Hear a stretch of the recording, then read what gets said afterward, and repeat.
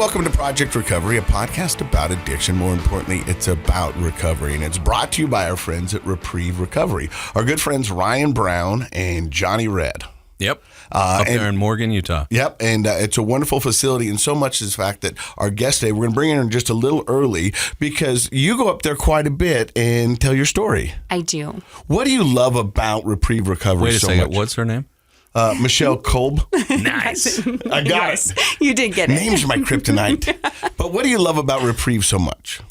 One, I just love walking hand in hand with women in recovery. The way that the treatment center is set up and everything that it offers, it just feels like home to me. Being someone who's been in treatment before, it's like going home. And like I said, I just love recovery and the women up there. So how important is it? Because I know there's co-ed facilities and there's female-only facilities and male-only. How important is somewhere like Reprieve that specializes and focuses in just women? Personally, I mean, that's somewhere that I feel the safest. So depending on what our situations are, I believe that women have different needs than men do. And past traumas and certain things play into that. So having that safe space to explore your trauma and kind of work through the process of dealing with your own stuff, it's a safer environment for them. I agree. As well as I think women breaking down our judgments. I think the way that we grow up, women don't feel like other women are safe. And Reprieve breaks down all of those barriers, not only shows you a new way of life and recovery, but a new way to walk with women, how to see ourselves and other women around us, which I love. It's interesting you say that because where I went, it was a co-ed. Mm-hmm. And anytime that front door opened and we had new guests come into the house, it was almost an instant camaraderie with the guys. You know what I mean? I mean, they came in, it was like, hey, what's going on? Sharing war stories back and forth and like that. But it was always a little standoffish with women because it took them a while to feel comfortable, to feel safe, to be able to share their stories. And so I can see, the benefit of having both because, we live in a co-ed world. So you've got to be able to figure out how to navigate that world where we all live in. But I can understand the importance of having a female-only facility. Absolutely.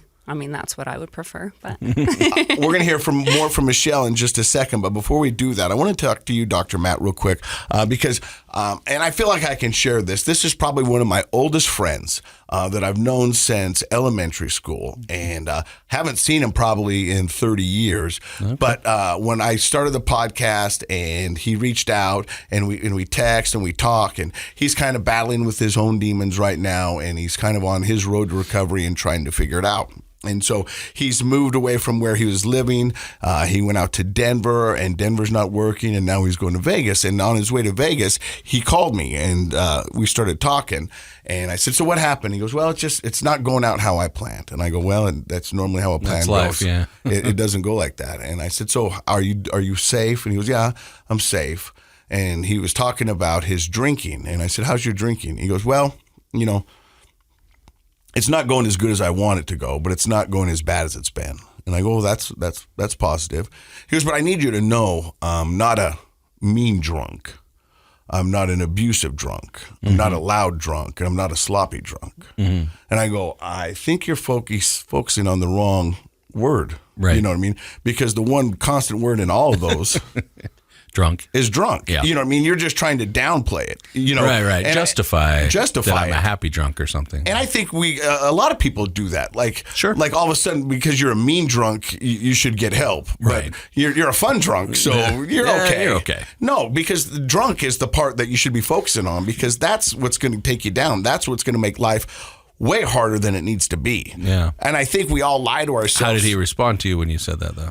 Well, it's interesting because I said that to him and then I had to go. And he sent me a text back and says, hey, I appreciate that. That's what I needed to hear. Good. Yeah. Is because that is the constant. It's the drunk. So he was receptive. He was receptive, but sometimes I think we do that and we lie to ourselves. Not sometimes. That's a human nature thing. Justification of our behavior that's not good.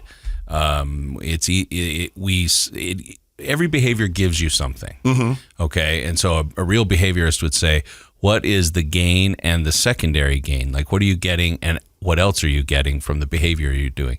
And people will say, well, I'm not getting anything good by drinking. And it's like, that may be true but there is something that you're wanting, and or you wouldn't be doing it. Or you wouldn't be doing it, right? And so if you can understand that, then it helps you stop justifying it, because the justification helps you keep getting those gains, right? Like, well, I'm a happy drunk, or I only drink on the weekends, or I can go for weeks or months without drinking, like whatever people say, to justify that when they drink, they're all in, and they're getting something out of that. A lot of the times we've found on the show, and I find in my work, is it's very psychological and emotional, right? That's a way for a person to manage their emotions and the hardships of life. Life's hard, For me, and they don't want to give that up, because it's like, well, that's what helps me. Well, for me, in the end, when I was drinking, just crazy amount. I wasn't getting a feeling. I was getting the exact opposite. I wasn't feeling. Eventually, it turns a corner, right? Yeah, I wasn't feeling. Your brain but I wasn't thinks, I feeling. need That's that. what I wanted. I didn't want to feel. You didn't want to I feel. didn't You're want to numbing think. out. I didn't want to do anything. You know what I mean? It was the way to quiet the noise in my head. It was the way to soften my heart. It was the way just for me to get through the day. I remember, and I've told this on the podcast before, my mom at one point calls me and goes, "This is some BS, Casey." And I go, "What are you talking about?" She goes, "You're out there having a wonderful time when we're all paying the price." And I go, "Really? Does it look like I'm having fun?" Because I can tell you I'm definitely not having fun. Right. I'm just trying to get to a baseline where I can get through the day and not kill anybody. Yeah. And I'm glad you've shared that, because you've shared your mom saying that before, because people listening to this show that are friends and family of the person with addiction, they need to hear that. And I think a lot of times people say that, you look at an addict, and I've had a conversation with multiple addicts over the past couple of weeks, and it's all coming down to choose your heart.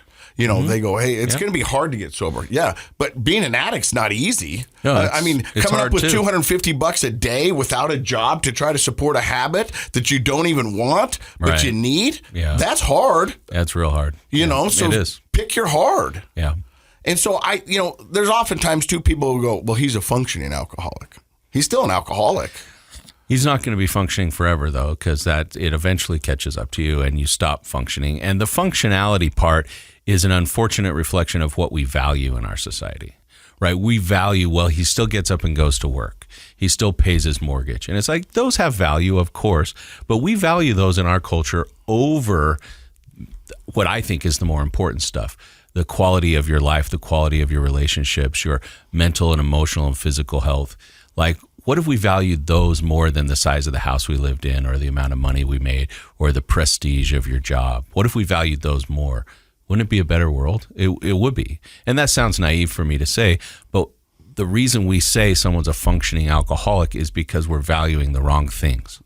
100%. And I think that's what you're way better at saying it than I am, but that's what I was trying to get to my buddy. It was like, "Hey, look, buddy, you don't want to be a drunk." Yeah. I mean, that's not what you don't want to be a happy drunk. You don't want to be a sad drunk. You don't want to be a drunk. All those other words. Yeah. You can be a happy guy. You can be a sad guy. You can be a sloppy guy. You know what I mean? I'll tell you what, if I think about it, because I know your son and I know you so well, it chokes me up. That day he walked into the Maverick and announced to everybody, "Hey, my dad's not a drunk anymore." It's the cutest thing, but it's also like brings tears to my eyes to think about, like, he was in recovery with you. That meant so much to him. Oh, yeah. And you were never a mean drunk. No. Never. But I wasn't a good drunk either, because there isn't one. I wasn't the dad that he needed, he Right. deserved. And he was so happy that you were the dad he needed at that time that he's announcing to everybody in the Maverick that you're not a drunk anymore. And you know I what love I said? that. He's right. I'm not. Yep. And I gave him a fist bump, and we went and got a Slurpee. Yeah. And to me, that was one of the proudest days, because there was, now I'm going to cry. There was also the time when I got and picked my kid up, and he's in the back of the seat, and he's just staring at his feet. And I go, "What's wrong, bud?" And Frankie goes, the boys were teasing him, Dad. And I go, "Hey, bud, what did they say?" And they go, "Your dad's a drunk. Your dad's a drunk." Yeah. And I never want my kids to have to defend my actions. Yeah. And that breaks my heart. And so when I think about the motivation that I want those kids to be proud of me. I want them to know that their dad's a fighter, and that I will go to the ends of the earth for them. And we've talked about it before on this podcast, and people will say this all the time: "I would die for my kids." Mm-hmm. And I get that. I get that. And I think we all say we would die for our kids. Mm-hmm. But if you're an addict, would you live for your kids? because that's what they want. Choose your hard. Choose your hard. Yeah. I love it, man. Thank you, Dr. Matt. I get so much out of this podcast that it's such a blessing for me to be able to do this every week, to have you guys download us into your cars, into your homes, and listen to our stories. Like the story we have for you today. This is Michelle Kolb. Did I get it right? You did get it right. And you've got an amazing story, and we're going to hear it. How many years of sobriety do you have right now? So almost one. My sobriety date is November 5th, 2023. So almost 1 year of sobriety right now. Is that the longest you've been sober? It is not. The longest stint of sobriety I've ever had is 7.5 years of being sober. We're going to find out Michelle's story. Stick around. You're listening to Project Recovery. Welcome back to Project Recovery. I'm Casey Scott. That's Dr. Matt Woolley. He's a clinical psychologist. Our guest today, Michelle Kolb, and she's got, just a little over a year. Yes, sir. Almost a year. Almost a year. Yep. Almost a year. November 5th. That's right. Wow, you're good with numbers. You know. You should be a doctor. But where does the story of Michelle begin? The story of Michelle begins a little over 40 years ago. Don't judge me on that. No, but Never. I am. Not from these two guys. I am a Denver native, so I'm from Denver, Colorado. I grew up there in a large family. I'm one of 6 children. I'm the oldest girl, second in line. I've been in Utah for a little bit over 2.5 years. And if you would have ever told me I would be in my 40s as a single mom living in recovery and have the most peace and be the most fulfilled in my life, I would have told you absolutely not, right? So you're saying if the 40-year-old you went back and talked to the 7-year-old you in Colorado and said, guess what? I'm from the future. Yeah. This is where you're going. You would have said. I would have said absolutely not. Yeah. Yeah. As a young 7-year-old, what did you think your life was going to be like? You know, I grew up with some very, very core values. One, from the time I was a little girl, I told myself I was going to grow up and I was going to have things and I was going to be someone. I had a really, really interesting childhood. I grew up really confined, really sheltered, very brainwashed. A cult environment, but a very, very strict religious environment. And so growing up as a little girl, everything that I thought was real about the world wasn't real. And I didn't know that until much later on. We didn't have a lot of money. We moved all the time. And so I didn't really have anything consistent in my life other than my siblings. My mom was super withdrawn, and now I know she struggled a lot with depression, but there were rules of our household, and everything that we did was confined to being in our home or being in the buildings of our church or being with the people in our community. So your childhood was based around a church. Was that the main focus of your? 100%, it was church. Yep. And so God. God. But you only know what you know. That's right. And so what you thought you knew was what the world was like. Absolutely. Or were you taught that the outsiders were something different and you were on a different plane or a different mission or a different direction? Yep. I grew up with a lot of fear. So everyone around us was bad. Doctors were bad. Dentists were bad. People in the grocery store were bad. I wasn't allowed to talk about anything about our life. Everything was right and wrong, good or bad, heaven and hell. And no gray area. No gray area. Now, so Dr. Matt is a young child where that's their formative years growing up and identity and figuring that out. I mean, to have that kind of a closed off world and that kind of outlook on life, I mean, that seems like a breeding ground for anxiety and a lot of things. Yeah, that combined especially with the inconsistency, like you said, a lot of moving and not having a lot of financial resources. So children really thrive and can handle a lot of stressors best when they have stability and consistency. And so you combine this teaching that the outside world is fearful, and then the instability, I would imagine that would be kind of create your own internal instability, feelings of insecurity and anxiety. But you tell me, what was that like for you? I learned how to wear a really good mask. You know, from the time I was a little girl, that was what was happening. I mean, I learned it doesn't really matter what's happening behind closed doors. All that matters is what the world thinks. And everything that we did to the outer world, right, was meant for the good of the family, for the good of heaven, for the good of God. But it was portraying kind of an image. But it was portraying 100%. It wasn't really what was happening behind closed doors. You know, abuse, trauma, incest, all of those things are not a one-time thing. That's like an everyday thing from the time I was 3 to 15 years old. So you and your siblings were really living in an abusive, stressful environment growing Extremely. up, sounds like. Yeah. My dad was extremely angry, was also a pastor of our church. But again, behind closed doors, I didn't know. We were taught that drinking and drugs were bad, but we didn't even know what those were. So come to find out, you know, my dad had a severe gambling problem that was also hidden behind closed doors. So he was very angry, very violently angry, and very verbally abusive. And then my older brother, who was 7 years older than I was, and then other men in our church were allowed into our home. I was the oldest girl. And so it was almost like, again, the motto I took on as a little girl was like, I'll take the hit. And that has followed me all through my life, all the way into addiction. So, was like, as long as it's happening to me, nothing's happening to my younger sisters or my younger brother. So you played that protector role, but it was sacrificial. 100%. Yeah. At what point in your upbringing do you think you started to think differently, thinking this really isn't okay, this isn't how things should be? Do you recall that at all? So going into what would have been high school, so my freshman year, my dad and other people in the church started to get noticed. There were other things, obviously, that were happening to other children within the community, and so they were looking for them. My dad kind of just disappeared.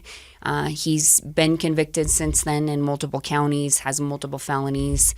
So the community, like the community itself, law enforcement, and just everything. started 100%. So my older brother is in federal prison for life.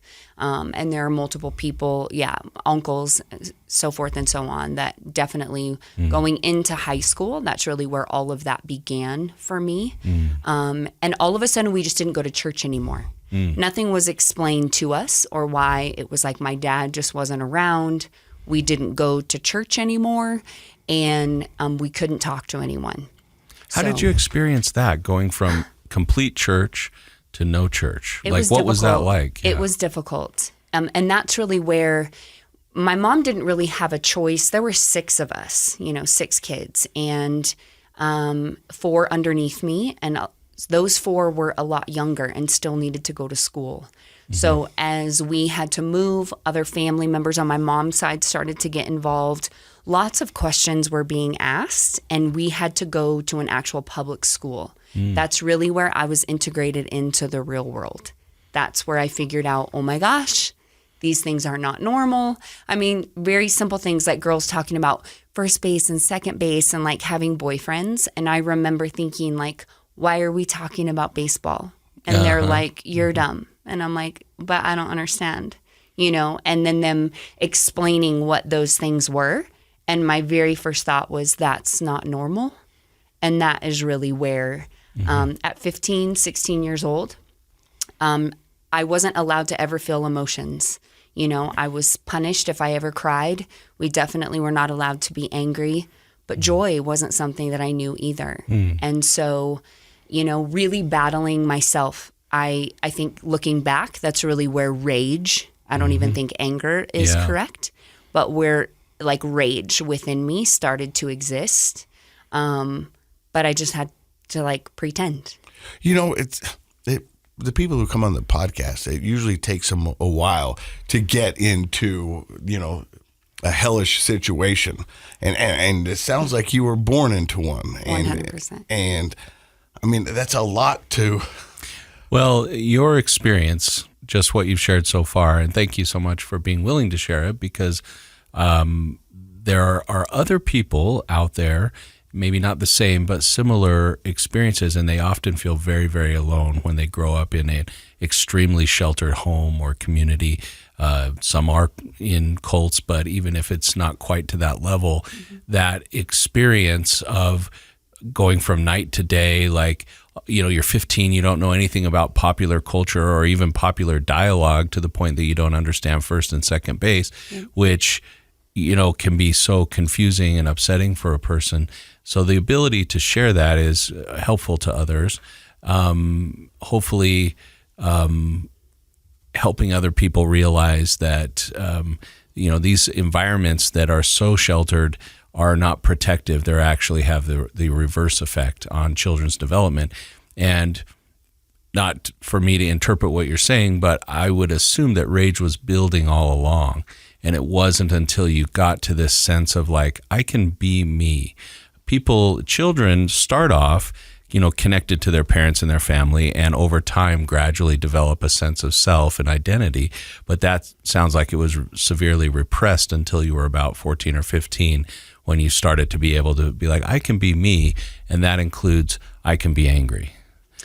I think I just started to feel that way. Yeah. I don't think I actually started to be me until I started drinking and using when I was older. That's the truth. There's also got to be something of, growing up until you're 15, thinking what you're doing is religious in fact and nature, and it's for your eternal salvation, all that stuff. Yeah. And then one day having that be gone and just losing, like, well, wait a minute. What? That was the one consistency, and then it was gone. Correct. Yeah. So now you're back in public school, you're in high school. Is that when you first tried drugs and alcohol? It's towards the end. I found I got to play sports for the very first time. That wasn't something that we were ever allowed to do, right? In the sheltered environments that we were in and not having a lot of money. Being in the public school system, I got to play volleyball. And that was like... And you're tall. I am tall. They probably really wanted you on the team. They probably recruited you. I did well. I did very well. But that's really where I feel like I came alive. I wasn't introduced to alcohol until the end of my junior year, going into my senior year. I took rules really serious, and we signed an athletic contract that said no drinking, no drugs, right? And I'm going to follow the rules. So that was something that I did. But the football players introduced me second semester on lunch, my junior year, to Bacardi 151 into Everclear at lunchtime. It was awesome. At lunchtime. Wow. It's more of a lunchtime drink. Yep. Sure. Early afternoon. Yeah. So, that's the first time I ever tried alcohol. I can't tell you the next time I ever drank. I know the first time I definitely, drank 151 going down, felt like a hole in my stomach, and super embarrassing. And I told myself I would never do that again. I didn't like how it felt. I didn't like anything about it. And I can't tell you the next time I drank again. I can tell you by the time I was 18 years old, I was driving around with a handle of Captain Morgan in the back of my trunk and would go to Wendy's and get a 99-cent Biggie Dr. Pepper and dump like all of it out and fill most of it with rum and the rest, with Dr. Pepper. And that's how I functioned every single day. So even though it was not a good experience the first time you drank, you didn't like how it made you feel, it must have, you started drinking more and more fairly quickly, it sounds like? Yeah. I left, I was out of my parents' house at 15 and took my brother and my sister underneath me. I've had a job since I was 14. Were you living, just raising them yourself? Yeah, we lived in I met a girl at a restaurant that I was working at. She was 18 and she signed for an apartment. And me and my two siblings had one of the bedrooms in that apartment, and they were going to school. I was going to school. And again, I went to school all day. I went to practice. I got off practice, I went to work, and I came home. And I did that every single day, all of my junior year and all of my senior year. Are you familiar with the term parentified? Yeah, I grew up real fast. Yeah. Wow. But it sounds like you always did whatever it took to take care of your siblings. 100%. They were my world. Mm-hmm. And so you go to school your junior and senior year, driving around. Yeah. My brother and my brother's also in recovery, but my brother started drinking, right? Looking back, right? They were younger than I was. And so here I am, 16 years old, hanging out with people that are 18, 19, 20 years old. Thinking back, I'm like, where were the adults in this situation? Yeah. They really were not there. And I did, right? I have a 15-year-old daughter, and looking at her now, I'm like, she looks like she's 19 at 15. So it makes a lot of sense. I grew up fast, and I was taught how to act like an adult. And so I did things like an adult did. And I never thought about in the moment when I had my brother and my sister with me, what that was doing to them at such a young age. And so my younger brother, who is also is in recovery, but is also an addict, was drinking and using at 11 and 12 years old because he was with me when I was, 15 and 16 years old. So what happens after high school? I went to school. I was a freshman in college, and, volleyball was going to be my ticket out. I wanted out of Colorado. We didn't have any kind of money, any kind of assistance. And so I knew a scholarship was the only way I was ever going to get out of Colorado and on with my life. And my GPA wasn't high enough. And so I needed to go. I went to a community college my freshman year. And I actually took my younger brother out to California. He tried out for a high performance team, also for men's volleyball. And there, a coach from Kansas saw me just from a JUCO and said, "Do you have any tapes? Did you play?" And I'm like, no one ever recorded me. I mean, and now I'm aging myself, right? Because in the days of now Instagram and TikTok and everything, you had to have an actual video camera. Oh, yeah. Tapes.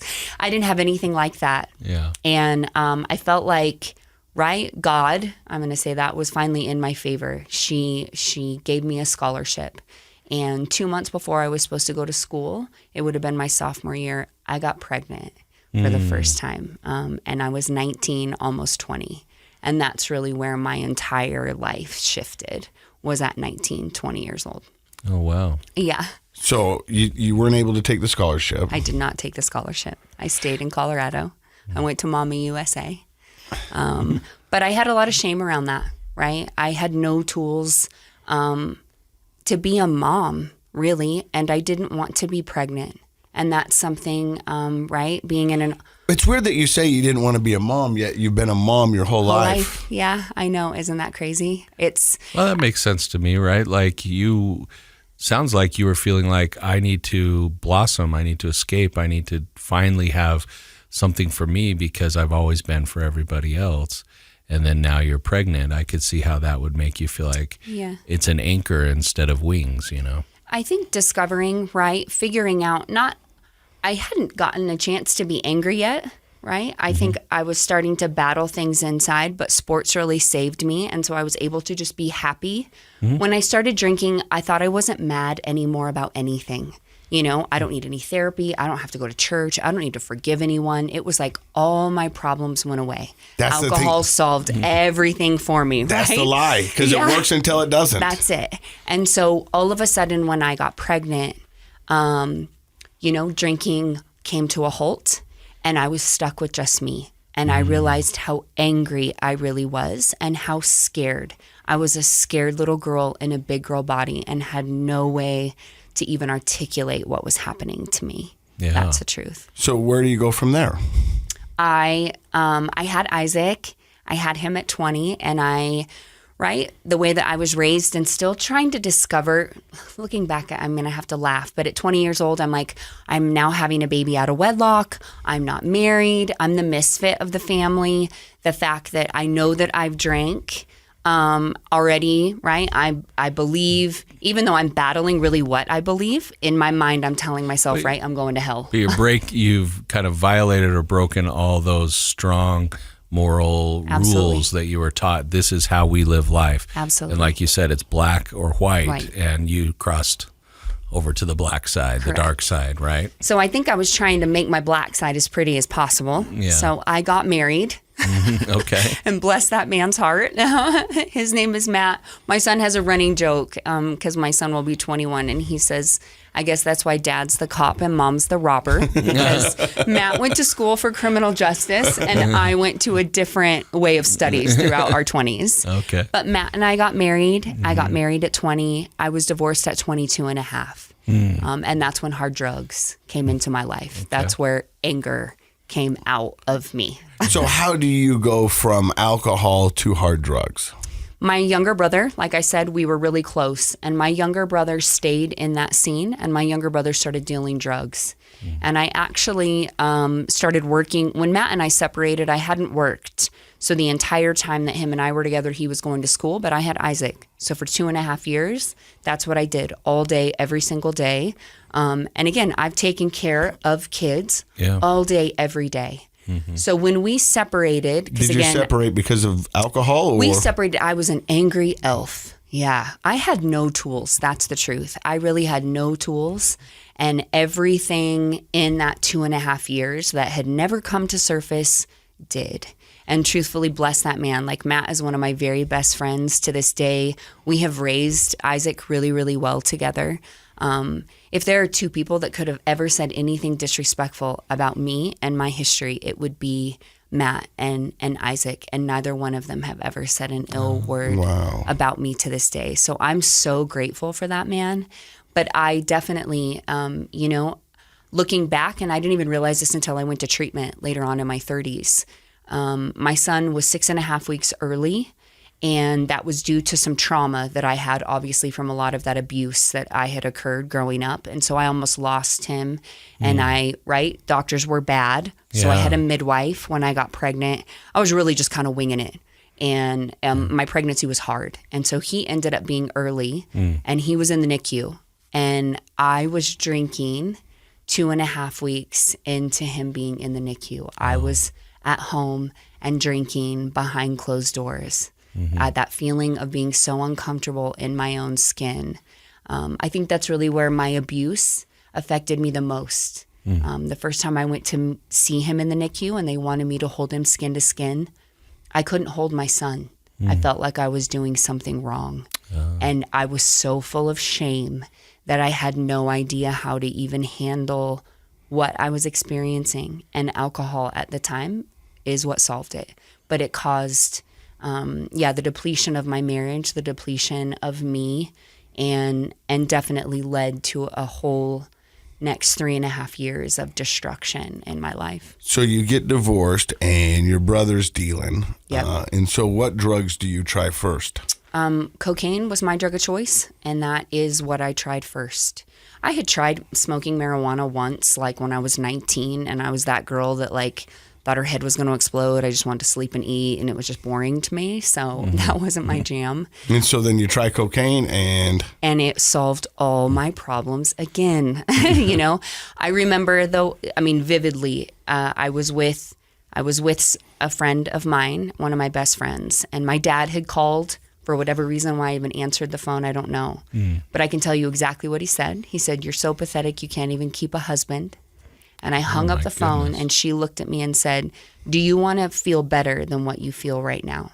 And I looked at her and I said, "I would do anything not to feel what I feel right now." And that is when I tried it. And that is when I thought it solved all my problems, until it did not. And so how quickly does it escalate to abuse with cocaine? Yeah. Oh, right away. It went downhill. It made me everything I wanted to be until it didn't. I started working 2 jobs. I worked for a doctor's office during the day, 6 to 6.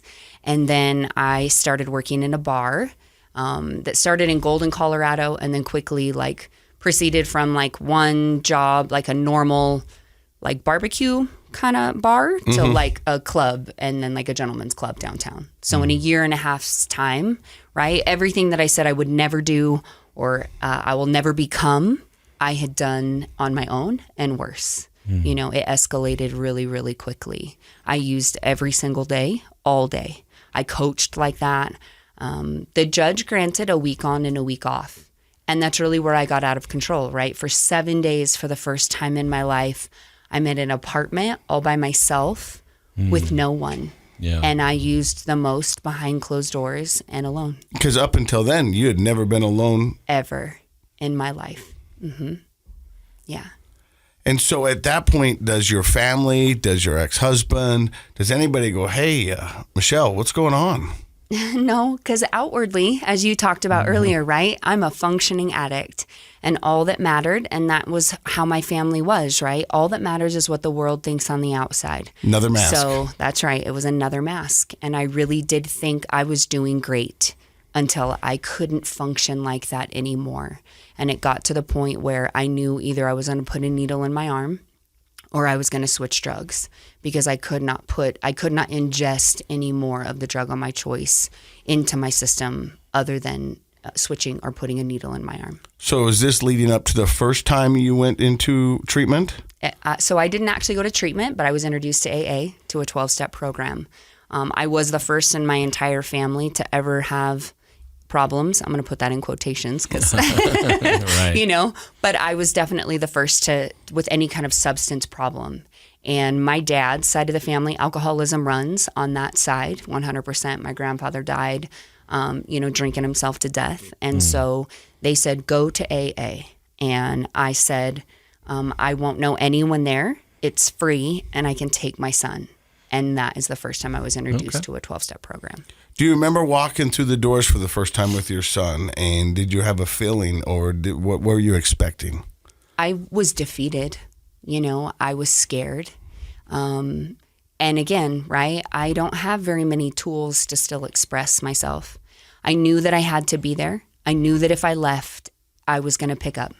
And in Colorado, from 6 a.m. until midnight, there's really only like a 5-hour window, really from like 1 a.m. to 5 a.m. that there's not a meeting on the hour every hour, which is what saved me. And so I stayed at that club. I mean, every single hour on the hour, I was there because I knew if I left, I was going to pick up 100%. So that became your sort of refuge. 100%. Yeah. Yep. But I took all my judgments in. I thought it was weird. It was a whole bunch of the room was filled with almost all men, and I didn't like that. I already felt uncomfortable. They all smoked. They drank coffee. They chanted. They used the word God. Those were all things that I wanted no part of, which I have to laugh now because I love coffee. I chant, and I believe in God. Yeah.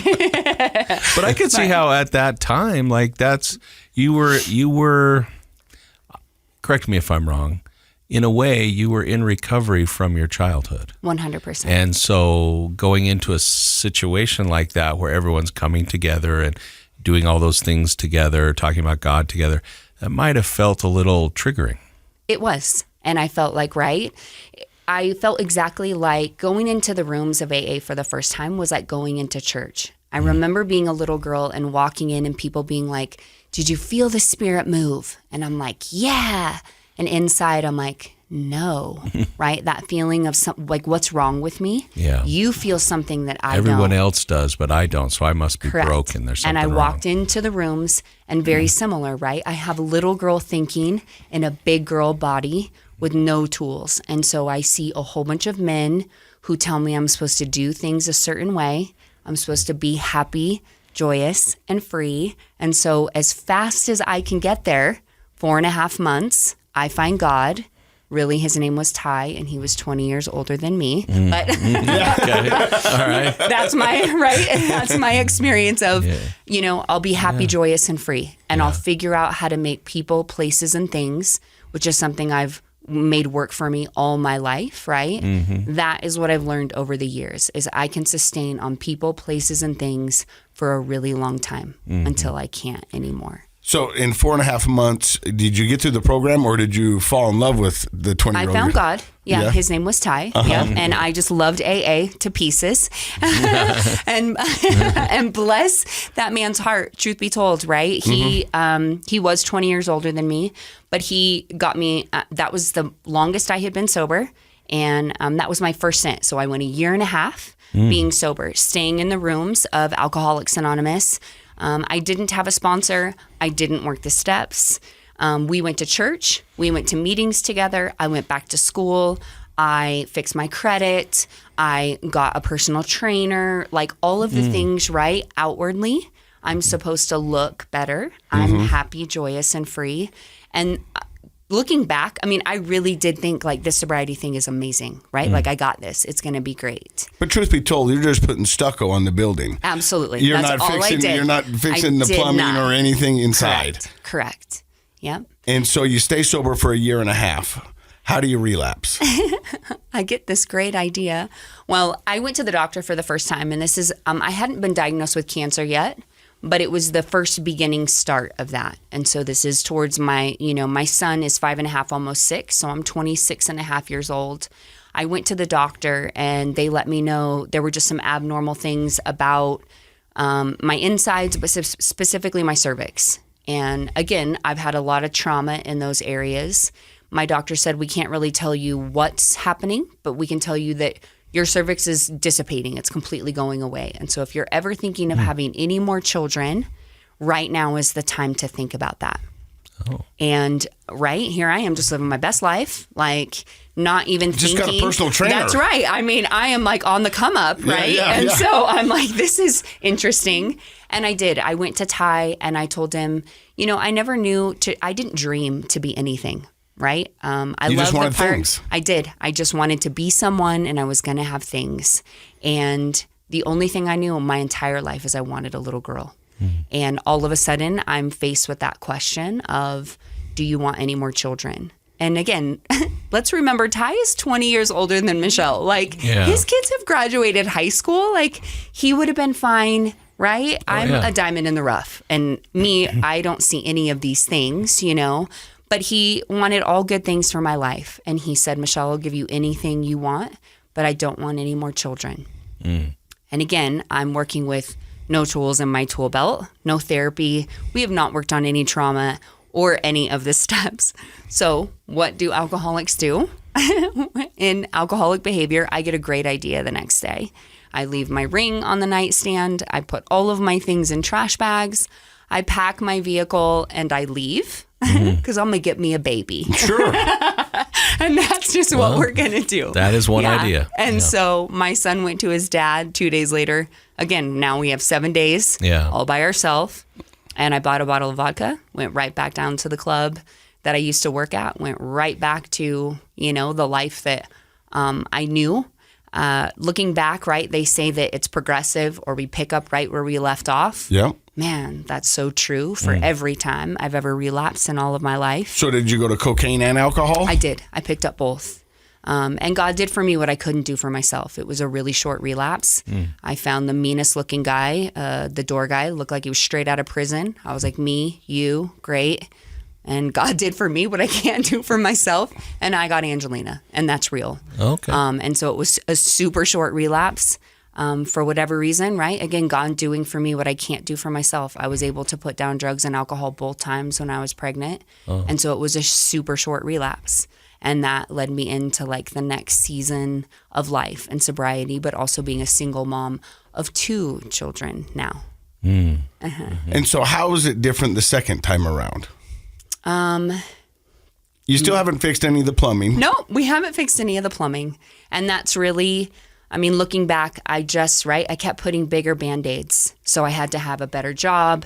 I had to have a different house. I had to have a different career. This is kind of funny looking back. So I was doing corporate training for the Texas Roadhouse at the time. And when my daughter was born, I opened all of the Texas Roadhouses here in all of Utah in this valley, traveling from Colorado. Yeah. And then I got hired on. I was doing sales. My younger brother, who had also gotten sober. So my brother never went to a 12-step program. He too never went to treatment.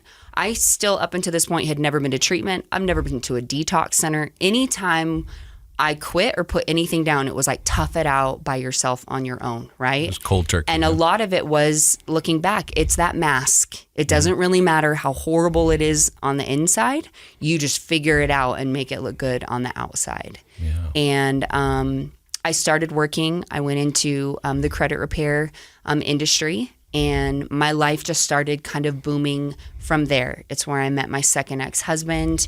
I was sober. I was part of a women's program in our church. And I realized really fast, I just love holding hands with women, right? Like looking back, I've been a self-harmer all my life. So anywhere between pulling my hair out, cutting, undereating, overeating, exercising, gambling, money, right? I can make it look really pretty or I can make it look really ugly. But as you said, we find coping mechanisms. And so Going into my 30s, I get married.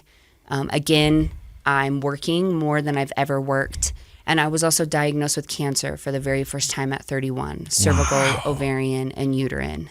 And that was really the most like jolting to my system, was not only I can't take care of myself, but I have a ton of substances that were put in my system to be able to function. I mean, I went into organ failure. I had no use of my bladder for over a year and a half, which I hid and went to work that way. How did you hide that? Yeah, my gosh. I know, looking back, it's wild. It's right. I mean, it sounds extreme and I laugh, but that's like dark humor. Yeah. I mean, I grew up with things happening on the inside and just like sitting still and making it look okay. And I did that all throughout my 30s. I mean, I took my little girl life into my big girl world, and I recreated. I didn't know this until I went to treatment at 35. And I was actually sober when I went to treatment, but I had a mental breakdown. I had never worked on any of the trauma, any of the things that had happened to me, and then everything I had now done to myself. And then chemically having all the parts that make you female removed, and just trying to work with it all, and still being a wife and being a mom now to 4 kids, because I had 2 stepchildren and my children. Again, I'm an extremist. So my daughter grew You're up a Wonder Woman. Yeah. I mean, I'm going to be honest with you. You are an amazing individual. I want to talk a little bit about the mental breakdown, because it seems like, and this is just me guessing, I guess, is that your body just said, hey, we're done. You've been doing this for way too long. Something's got to give. And it seems like it was your mind. And you said, hey, walk me through what happened to get you into your first treatment. I picked a partner that was very similar to my dad, but it looked different, right? I think that money and things make me better and make life better. And so we lived an extravagant life. I had a good job, but he owned the company. Even better. So, I found myself 34 years old, like hiding in my closet, anxiety ridden, because I had become I don't even know what codependent was, but I told myself, I'm never going to be angry like my dad, and I'm never going to be like my mom. I'm never going to need a man like my mom. Mm-hmm. And here I am, 34 years old, a little girl in a big girl world. And I created my life that was like on steroids. And I had no idea who I was or who I even wanted to be anymore. I knew that I tried to be everything but me for him and for my children. And nothing was enough. Down to the way I dressed, where I went, who I talked to, Everything that I did was like controlled, but I did that. And figuring out I've done this to myself, and now everyone depends on me. Again, that little girl idea of as long as I take the hit, it's fine. I snapped, because now, all my siblings benefit from this. My grandparents, we take care of them. I mean, I've hired all my friends from high school work for our company, like everything that I thought this money would do for everyone. If I back out, if I quit, everyone pays the price. And I just wanted to disappear. So you find yourself in a closet, and how do you go to a treatment center? I waited until Kyle left for the weekend. His daughter, my stepdaughter, competed in equestrian horse riding. So he was gone, and I called my younger brother who had been in recovery. Back in our early 20s, David and I got in trouble. And as soon as we were facing, federal prison time, me losing my son in federal prison time, he was like, hey, we got to get better, we got to get sober. And I'm like, you can get sober, but I'm not going to get sober. And I have to look back and laugh, because they say, read the big book, Read the first 164 pages front to back. And I'm like, that works for you, not for me. And he's like, read the Bible, beginning to end. And I'm like, that works for you, but not me. It really did work for my brother, and he really had been sober. And I called David, and he said, pack a suitcase. We made sure that my daughter was safe. She went with her dad, and he took me. At first, it was just going to be a 72-hour like mental hold. God bless those people. They figured out 24 hours in, you look happy to be here. And I'm like, I mean, this is like the best day ever. And they're looking at me like, ma'am, okay, what's the exit plan? Like, what are you going to do when you have to leave? And I'm like, I have to leave here? And she's like, yes, you're only here for 72 hours. And I'm like, oh no, I can't leave. And it was this weird, right? Crazy shift within me of like, Michelle, you're in a nut house, you know, like I've now seen jails, institutions, like almost death, all the things that I thought would never be my life. And here I am. And I'm like, I don't want to go anywhere but be here. And they let me stay 11 days. And then they helped me get into inpatient treatment. And I was there for 122 days. And that's when you started to do the work. That's when I did the work. Yeah. And that's really where I feel like life began. It's one of the reasons why I love Reprieve. I was introduced to a world of gifts, right? Not just 12 steps of recovery, but really all of the ways, right? The trauma that I had discovered, the trauma that I had happened all my life, done to me, and then that I had done to myself. I'm so glad I was in a safe place when I realized, right, I've created my little girl world in my big girl life, because I would not, right, have been able to figure that out or conceptualize, right, how to even handle that.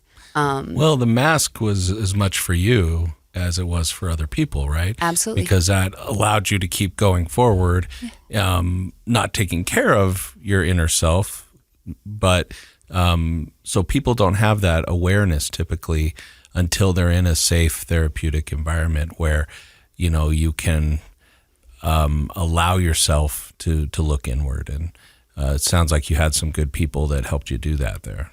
I did. So after the 120 days, Yep. where does your life go from there? I mean, cancer stayed a part of my story. I got out. I did an intensive outpatient program. I got really involved in a non-denominational church that was in Colorado.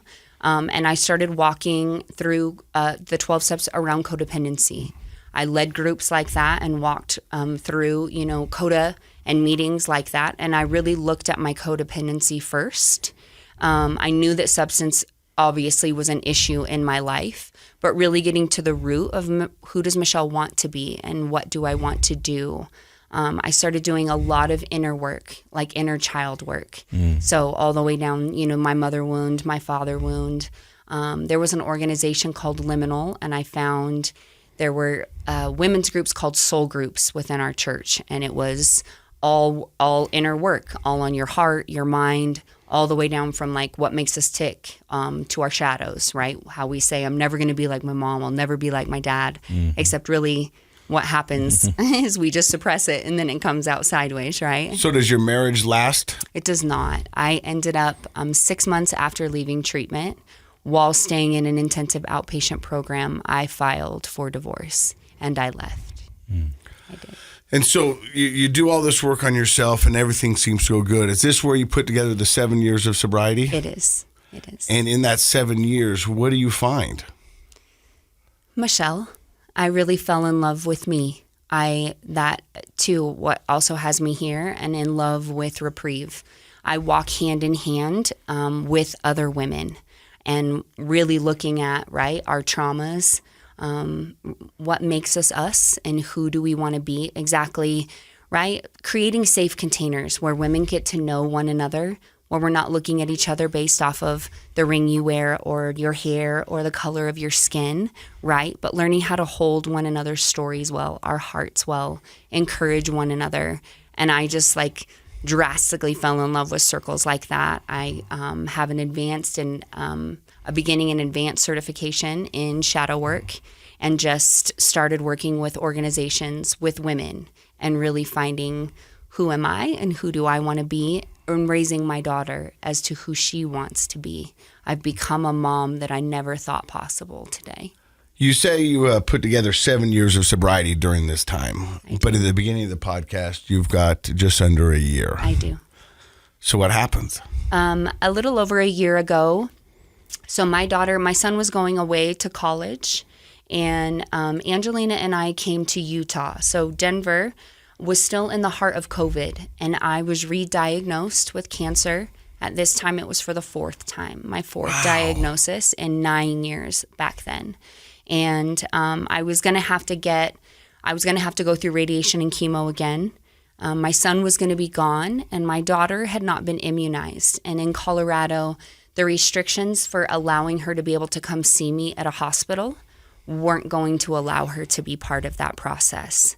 And I've already done radiation and chemo multiple times, and I'm like, that's just not going to work for me. I'm not going to make it through it like that. And so I did some research. God did for me what I couldn't do for myself. And here in Utah, y'all function under a different umbrella. And in more ways than one. That's right. And I'm so that should grateful. be our new state motto. Yeah, put on that new flag. Put that on the license plate. Yeah. But that's what brought me here was cancer treatment. And I went through 6 months and 6 months. I did oral treatments as well as IV sedated chemo treatments for the first 12 months that I was here. And I made it less than 12 months outside of being cleared of that. And I was re-diagnosed with a terminal illness. And I relapsed 13 months ago when I found out, that I had stomach cancer that could not be cured. Oh my gosh. Yeah. So that's where my November 5th, it was the first time, right? I've taught my daughter to be honest, and we live honest and open. I'm so grateful that coming out of treatments, I was introduced to an AA club, and really, right, I was trying to, where to fit. I'm trying to figure out what I believe, where my circle of people are here, what we love to do. My daughter plays volleyball, and so we were introduced to some of the other families that she played club with, and I'm so grateful for them. But I found, 12-step meetings, the rooms of Alcoholics Anonymous here in Utah. And I'm so grateful for the people that I met in that time of recovery. That is where some of the gentlemen that we have in common have met us, and they have held me so well. God was so gracious to me in a short fall, but in a really short amount of time, right? It had been so long. And I always prided myself in not losing my children. I don't say that because I think I'm better than any other mom, because the truth is many times I probably should have lost my children, right?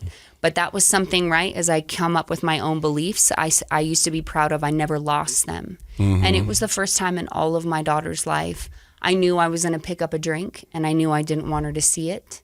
And so I had her go stay with someone else. And I told her exactly what I was going to do. And that was probably one of the heaviest earth-shattering moments for me, was that moment of defeat.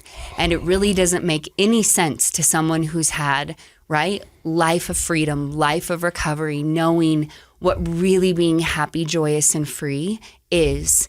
And yet that moment of insanity where, right, to a normal, rational state person, it makes absolutely no sense why I would pick up a drink, because I'm afraid of dying that much faster. And yet in that moment, it made every bit of sense to me. And it was, it's been a year of figuring out, right, what did I miss? What happened, and why did that happen? But that's the power of the disease. You know what I mean? Absolutely. That's the craziness of it. That you have all this information in front of you. You have all the facts. You have all the knowledge you need. And it's still that powerful where you go, but maybe. Yep. I've come to find out, I used to think that believing in God was the same as trusting God. And trusting God is very, very different. And so being someone who has worked the steps before and around multiple things, it's almost like I've worked my steps backwards, right? What did I miss? And really, really trusting God with all of my life, trusting Him, right? There's been two elements, as I've explained my story, that take me out. It's fear of dying, my health, or a man. And I've done the most work around those two things. And so I'm single, and I think the good Lord wants me to stay that way. No, but, right? I'm just still working on that, right? But looking at, God, I trust you that if you want me to be by myself or with someone else, that's up to you. And however many days I'm given, I trust you with every bit of that. Again, that third step prayer, I want your will for my life and not mine, because I'm aware that when I right? My rational way of thinking when I'm functioning in 1,000 forms of fear is to pick up a drink, and it makes no sense. So that's the thing you think you missed, was the trust part. 100%. 100% was really turning over. And again, the small things, I used to think that, sure, praying every single day is important, but I'm a single mom. Like, I don't have time to wake up and read and write and, do all of these things. And what has changed everything about my life, I mean it when I say I'm in my 40s. I'll be 41 next week, and really having like the most peace within myself. I choose how my days look today, and nothing goes before spending time with God. And coming from where I come from, all of the things, how beautiful of a journey it is for me that I have like every bit of hope. Like, I know every day will be okay, but nothing comes in front of my time with God and that spirituality every day. I am in awe of you. Yeah. I mean, really, to look back and see the story that's been presented, and to have you say beauty is the thing that sticks out the most, is amazing and inspiring and so wonderful, because there is so much to learn from you, and you are such an amazing person. I mean, it really is. I mean, I need at least another hour to unpack. I'm trying to process it all, but I look at you, and you are an amazing person, and you glow, and you share, and you're just beautiful inside and out. Thank you. Yeah. I am a little overwhelmed with everything that you've shared today. I really appreciate the fact that you've emphasized your connection and recovery with women. I appreciate having you on the show to be able to talk about that in a way that Casey and I can't talk about, but also the frankness of not just your life story, but the frankness of your recovery and how important God is in your life every single day, and the frankness in your relationships with your children and how you've talked about that. I really probably do need an hour to just process everything that we've talked about today. I am curious if I could ask, how are you doing? I assume it's everything, it's the same thing, but how are you managing knowing that you have a stomach cancer now that can't be treated? Everything that I do is natural. So everything that I do, from cryotherapy, hyperbaric chambers, everything from my diet, oils. But again, I live my life today, honestly, one day at a time, which is so funny, because I've heard that, right, since I was 22 years old. And I'm like, yeah, one day at a time. And tomorrow's never promised. That's it. Right now, I embrace every single day. I am so grateful. Like, I believe that my life, all I ever wanted was redemption. And I used to think that existed for every other woman except me. And today I live every day of my life with like God opening opportunities for this very same thing. Like, I can stand attested to say like redemption exists for every single one of us. And I just take it one day at a time. It's up to Him, right? How many days I get. And I just love, again, walking hand in hand with my daughter and other people in recovery to say that, like, there is redemption and hope for your life and for mine. What a beautiful lesson to be grateful for every day you have. Yeah. I mean, it really is, because there's so many times that I've said to myself, I just have to get through today. You know what I mean? And tomorrow will be better. But tomorrow's never promised. And so if you can be grateful for every day you have, I mean, what a different perspective, what a different outlook on life and the things that are in front of us, and how much joy we can find in every day. Because I know so many times I've been guilty. It's like, I should go down there and play with the kids, but I'm tired, you know? And now I'm going, I'm going to go down and play with those kids. I'm going to get out and I'm going to do some things, because your story is just inspiring and amazing, and there's so much to be learned by it. You need to write a book. No kidding. Yeah. I'm not kidding. It's a little girl in a big girl world. Yeah. You know, that's the name of your book. I mean, because you've got just this amazing story to share and tell, and I think so many people are going to benefit it, from those who are battling substance to those who are not, because it is a beautiful story. Very inspiring, and I'm grateful that you shared your gratitude about your life with us today. Thank you. I'm so grateful. I just want to hug you. Yeah. Come You here. can. Oh, thank Thank you so much. Thank you. I mean, I don't know where to go from here, Dr. Matt. I think that where we go is we stay in touch with Michelle and have her come back in the future and update us again.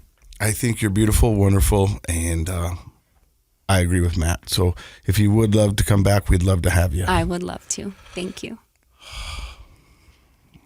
Thank you for stopping by. Not very often you're lost for words. It's crazy. You're a professional media guy who never stops talking, and I truly have rarely, Michelle, ever seen him at a loss for words. Because the reality is I don't know where to go from here.